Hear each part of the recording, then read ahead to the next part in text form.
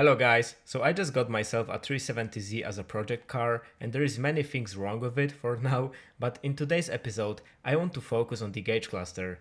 So it seems like there is a common issue with the cluster in the 370Z because Nissan has used some kind of weak UV protection layer on the gauge cluster, and some people even said that this is non-fixable and you have to buy a new whole cluster, but fortunately for us this is not true and I will show you why. Removing the cluster is super easy in this car, that's why I recommend to do it before we jump into polishing step. You simply turn the steering wheel to gain access to two Phillips screws. After that, just pry the side trims and you will gain access to another bolt that holds the lower trim.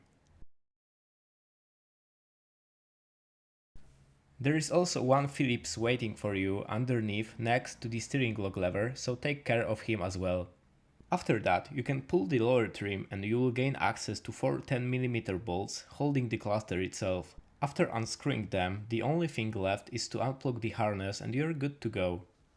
Some of you might notice that my cluster is already in good shape during the removal steps, and that's because I decided to shoot this video just after I have successfully done the polishing job.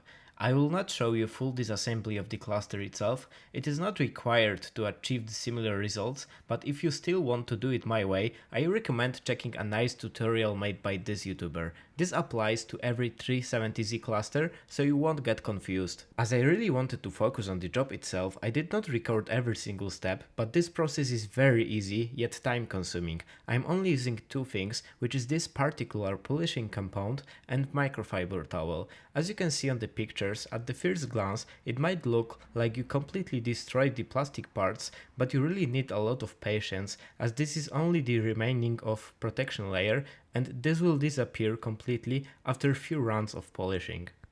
So further we go, the better results we get. Just remember to do it in round moves and apply only a little bit of force. It requires a lot of patience, so take your time and do it carefully. It took me around 30 minutes for each part.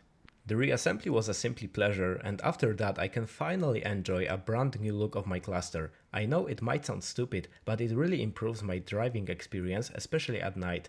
I also cannot see any negative difference between having the UV protection and bare plastic, so I recommend it for everyone. Thanks for watching.